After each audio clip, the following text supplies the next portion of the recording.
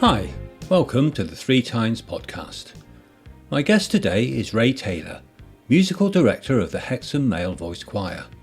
The choir has been singing for well over 70 years, covering a large catalogue of secular and choral music that includes popular modern song and familiar classics. It performs live several times each year, often together with other music groups and choirs. The current membership numbers just over 20. Ray became musical director in 2024, having been a member for about 2 years. He has a long track record as a member of several prestigious choirs, and his vision for the Hexham Male Voice Choir promises to raise its ambition and its profile, including more collaborations with other choirs in the area. The choir's next concert is called The Magic of Music, and it will be held in Hexham Trinity Methodist Church on Saturday, December the 14th. In this episode, the choir performs 2 specially recorded classics that will feature in the concert, The Rose and Bridge Over Troubled Water. The accompanist was Zoe Solomon. Hexham Male Voice Choir rehearses every Thursday evening at the West End Methodist Church. Newcomers are guaranteed a warm welcome, and anyone who is wondering if choir singing is for them is encouraged to go along and find out. Information about the choir and its concerts is available on its Facebook page and on its website, hexhammalevoicechoir.co.uk. Today's episode also features guest appearances from Ray's dogs. Perhaps they were auditioning for a choir of their own, or maybe they knew that the podcast is pet friendly and wanted to get in on the interview. Their hopes on this occasion were dashed. Better luck next time.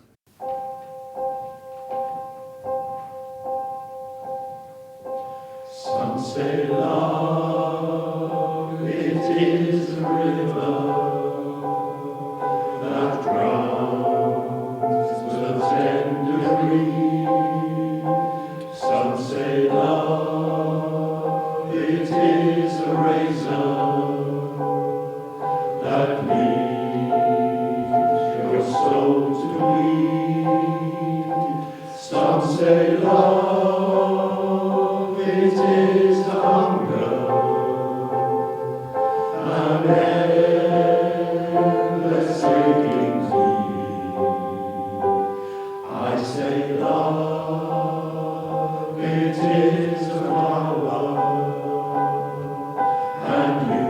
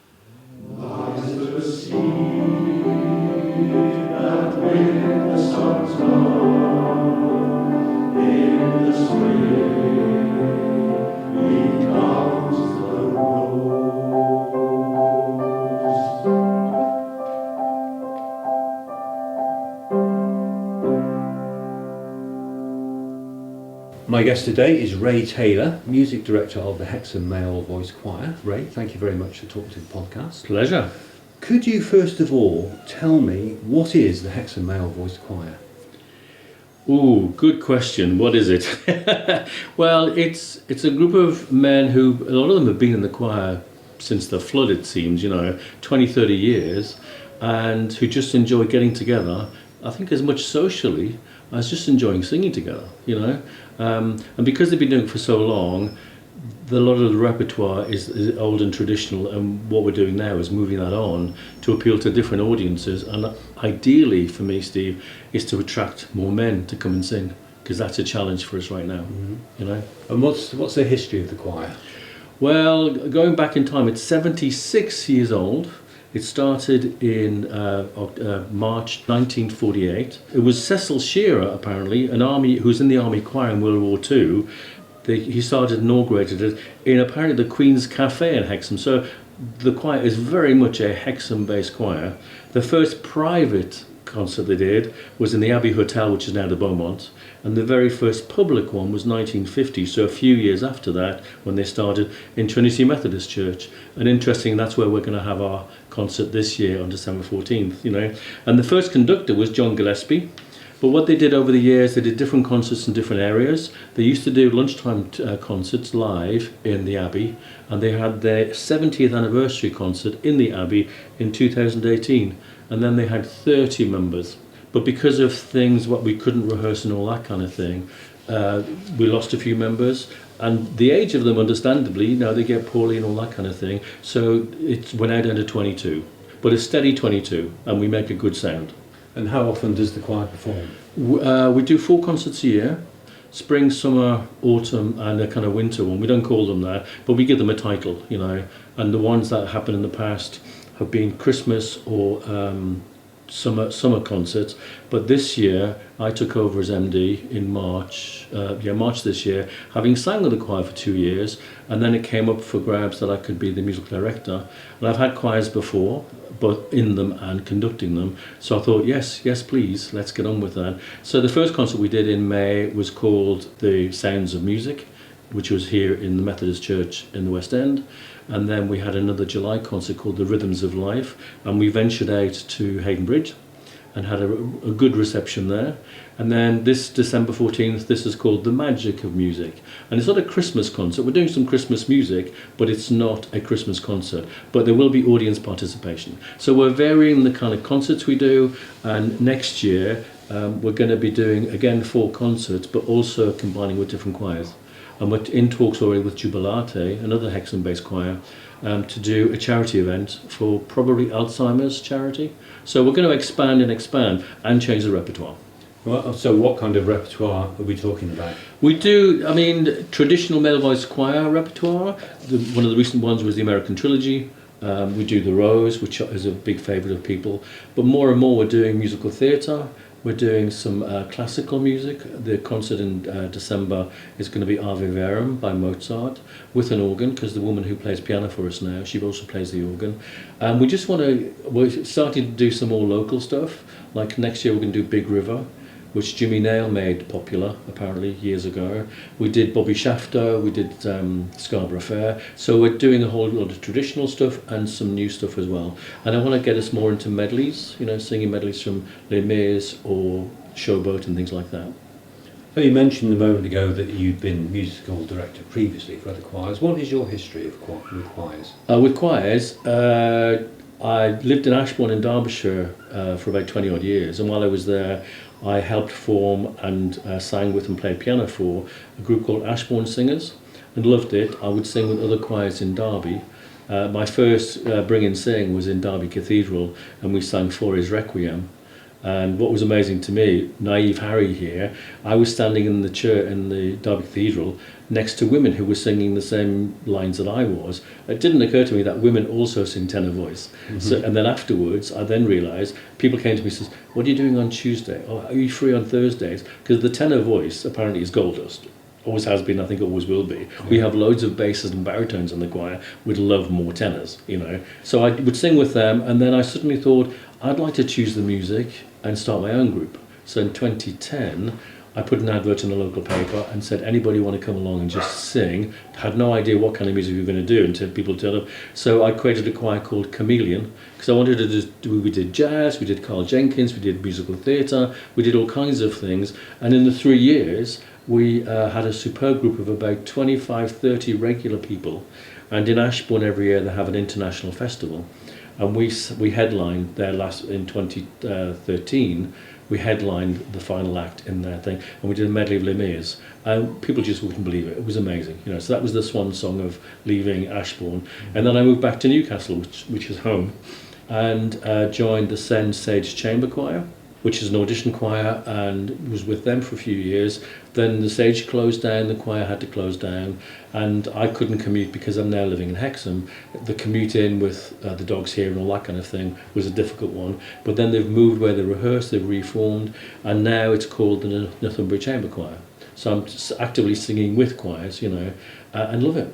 You know, and it's very different to what I'm doing with the Male Voice Choir. And I've never worked uniquely with the Male Voice Choir, so both as a singer and as a conductor. So it's good fun. Yeah. And what are your ambitions for the Hexham Male Voice Choir? Double the size. That's the primary thing for us right now, because if it keeps dwindling and dwindling, I see loads of reports, Steve, that, you know, choirs are either folding or joining forces together, or just not existing anymore because they can't find enough people to do it, you know. But what's interesting, this Sunday in West End Methodist Church, Dark Sky Voices, which is a ladies a cappella group, which is stunning, with Fiona Lander, they're joining forces with a group which I think the name is fantastic, Voice Male, M-A-L-E, and they're a group of it's a young conductor coming across from Morpeth. So I've said to the guys in this choir, go along, just listen to another set of male voices and see what we can learn from them as well, you know. But next year, different repertoire, different places to go to, because singing in the Trinity will be very different to singing in West End Methodist. In Trinity you have a balcony, so we have to kind of sing to the gallery as well as sing to the audience in front. So different places, different repertoire, and more people. And we're lucky this year and next year is that we've been given some funds from Lions, which is helping towards paying for folders, paying for new music. We'd love to get a jacket or something, or a pullover for the choir members to update that, because more and more you see less male voice choirs wear jacket and tie, you know, and standing there. So we don't wear jackets, and more we're not wearing ties. The outfit for the choir in December is trousers, white shirt and a bow tie. It can be any style you want. It can twiddle, it can twirl, it can shine. You name it. It can do, but so long as it's a bow tie. You know, we want to give a fresher look to the whole choir. And then next year we're part of the Co-op Local Community Fund. So we're getting some finance from them and support and help. We raise, a bit like you're doing with us here now, raising the profile, getting the message out there that we're here to come along and listen to. But men, if you want to come and join in, come along and just sit and listen. You don't have to sing. Just come along and sit. And if it's for you, fine. If it's not, nothing ventured, nothing gained. Yeah. I've read quite a bit about how beneficial it is for people to sing. Yeah.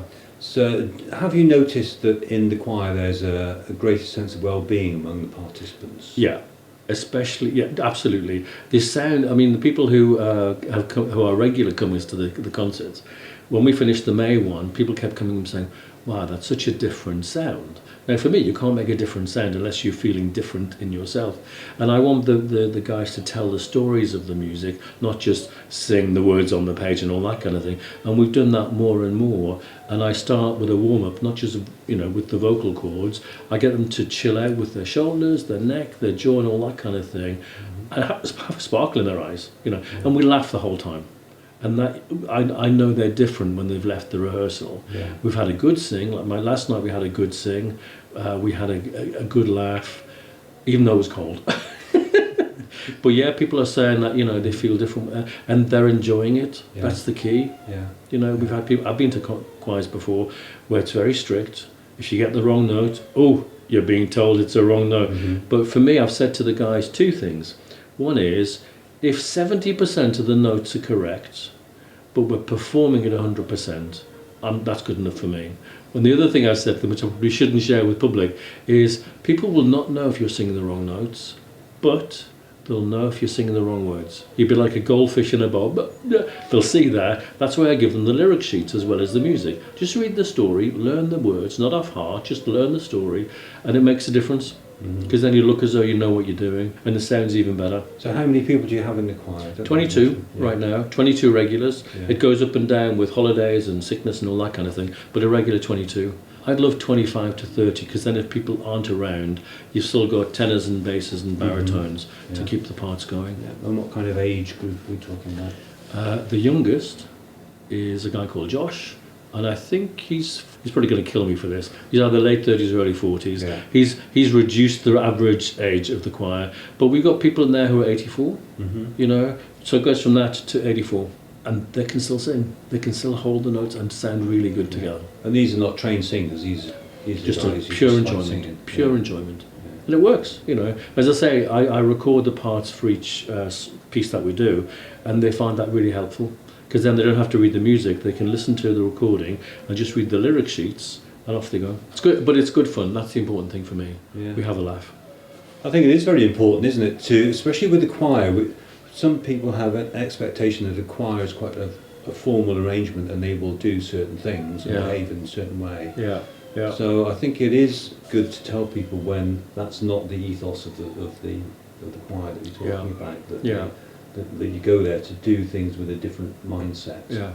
And if you said to people, "Oh, we go to the choir because it's fun," that would be quite a surprise. And I'll learn something. You know, I want people to recognise that, number one, you're never too old to learn, and just get on with it. Just dive in there and see what happens. You know, you're not going to be. Nobody's going to die.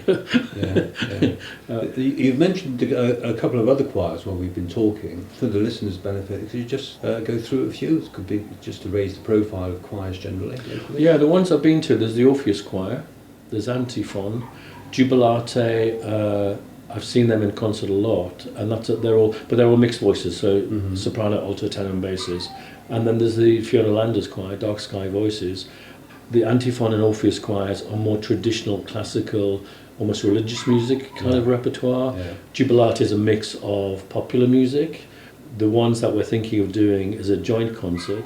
We'll do three or four joint pieces together, one of which will be Zadok the Priest. And my guys have never done that kind of music before, or sang with that. I'm sure they might have sang SATB before, but never that kind of scale of piece. So it'll be a good education for them. And I want people to learn stuff. Learn about how do we produce sound, how do you breathe differently. I'm a big one on breathing, and we breathe a lot. And I prove to them, because often they'll stop in the middle of a phrase to take a breath. I say, no, just keep going till the end of the phrase. And I do the exercises which which echo what they need to sing in the song. So letting your breath out, and let's see how long you can leave your breath out. And it's about 20 seconds. Not many phrases in music are 20 seconds long. So I prove to them, you can do it. And then the look on their face says, oh yeah, we can, can't we? Yes, you can. So what technical challenges do you face coming from music rather than the members' singing technique? Yeah. What technical challenges do you face with the music itself? In what respect? For example, the type of arrangements, the ranges, the balance of voices, the dynamics, that kind of thing. Yeah, different music demands different things. One of the challenges for us is that when your part has got a rest, and you're coming in after other people have started, is the timing of coming back in. And it's getting the rhythm right. So that's one of the issues. And because we've got more basses and baritones in tenor section, I've got to make sure that section doesn't overwhelm the tenors. If you can't hear the melody or the tenor voices, calm it down. So those kind of things are the technical things of the music. I recognise, for me, there are three things critical to any performance. There's enjoyment, there's diction, can we hear the words that are on the page, and dynamics. So if the composer has written quiet or loud, then we have to do that. Like we're singing Climb Every Mountain in Christmas, and it starts, the instructions prayerfully. And we sang it last night, climb, I said, woo! Because if you start like that, there's no contrast. So getting the contrast in, and so enjoy it, diction and dynamics. That's the three things to me. And the concert I first conducted in May, I introduced the whole concert, and then I turned around, and before we started singing the first song, I flipped over a piece of paper that simply said, enjoy. And that's the whole tone. Because if they look as though they're enjoying it, the audience are going to relax and say enjoy it as well. And it makes a difference to the way you sing. Absolutely, Your frame of mind. Yeah. But even what was interesting, because Zoe Solomon joined us in September as an accompanist. She's recently graduated from Durham University in music performance, and she sings and has her own small mixed choir, but she wants experience working with a male voice choir, and she also plays organ. She's going to play the organ for Ave Verum. And when she's played the piano for that, the guys sing it a certain way. The first time she played it on the organ, the whole sound of the choir shifted. Yeah. It was amazing. And I'm interested to hear you say that there aren't many tenors about, because most men's singing voice, if you asked a man to sing and he spontaneously, he was prepared to do so, would be in a tenor, wouldn't it? So pretty much tenor baritone, up there. It's interesting that is this because of the age of the men that their voices have naturally become deeper, or is it? I think for some people, because we've got some people in the choir who started off singing tenor, and then they've recognised that the songs we're singing are too high for them, so they moved to the baritone. But if I can tell you that when I first joined the choir in March 22, I sat next to a guy called Dave. I forget his second name, Dave. He's since passed. He was 94, and he could still hit the high notes. So age is no barrier to. It's the thought of it, I think, Steve. If you think you can't, you can't. If you think you can't reach it, but because of my experience and approach, I can help them say, okay, instead of thinking you've got to reach a high note, think you're going that way. Yeah. So it's on the level rather than high, and it changes how you think about the sound and how producing it. Yeah. And it's little things like that they walk away thinking, oh, I've learned something today. Yeah. And that's important to me. And I want to educate the choir and the audience that you might be familiar with the songs, but the way we put them together, change your mind. And do you try and get people to sing with their chest voice rather than their throat voice, or to use both? If that's still a legitimate concept. Yeah. With the breathing, I say, the sound comes from here, but the volume comes from here. Yeah. So we do a lot of work around breath and all that kind of thing. But I make two other distinctions there. You can intellectually sing a song.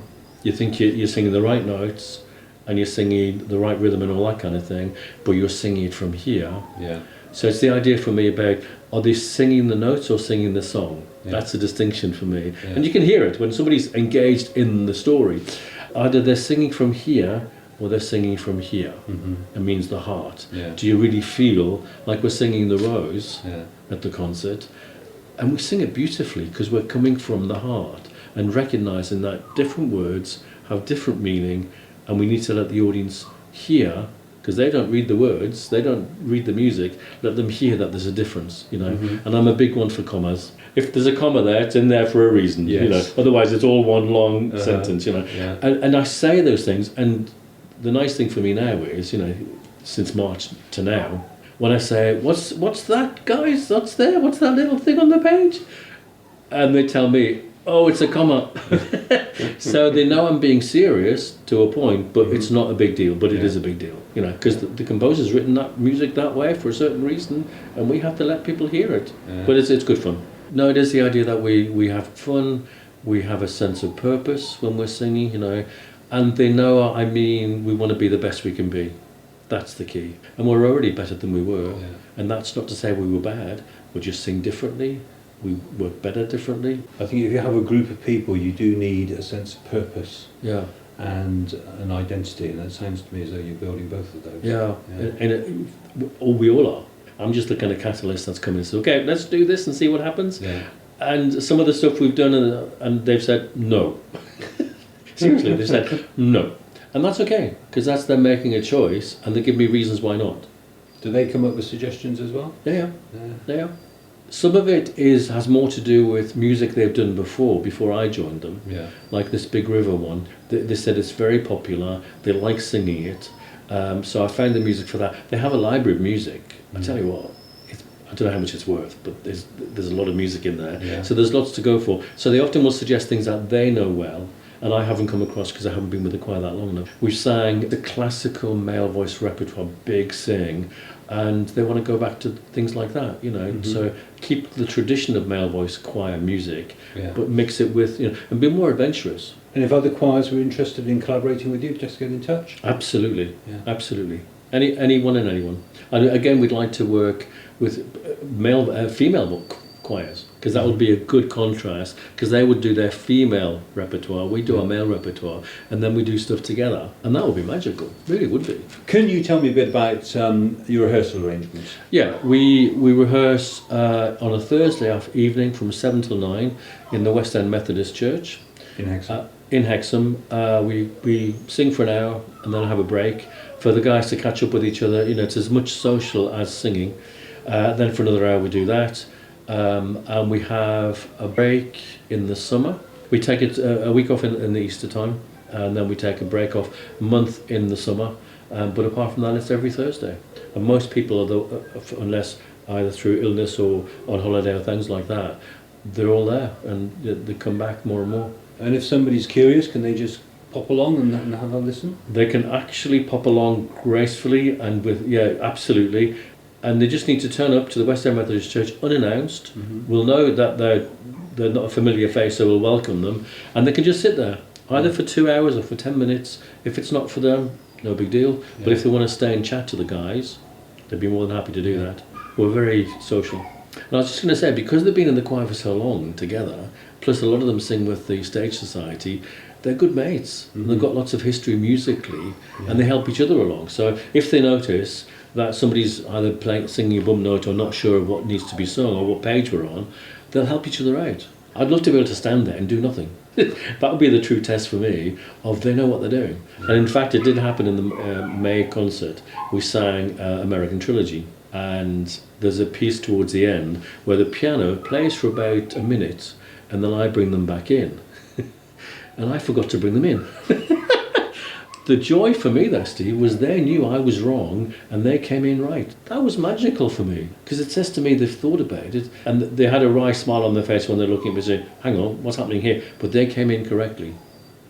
And where can people find out about the Hexham Male Voice Choir? We have a Facebook page, Hexham Male Voice Choir. We have a website called hexhammalevoicechoir.co.uk, and on there is information about the choir. We have patrons, so people want to become a patron, we'd be more than happy for that to happen. And all the information is there about the choir, the concert we're doing in December. And if you want to join, just send us an email and we'll get in touch. Thank you very much. My pleasure.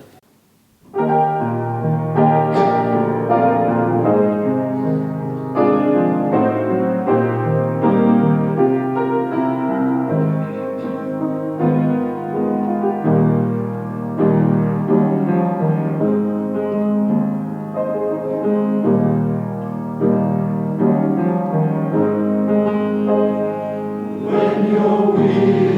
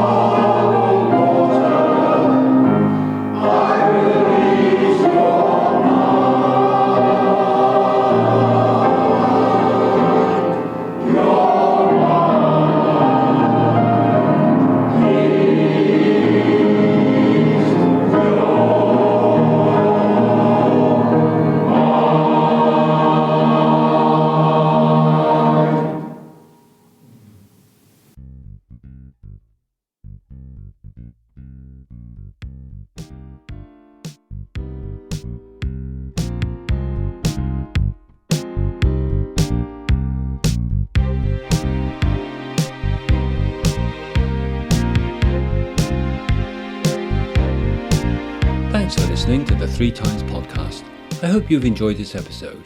Please subscribe and tell your friends about it.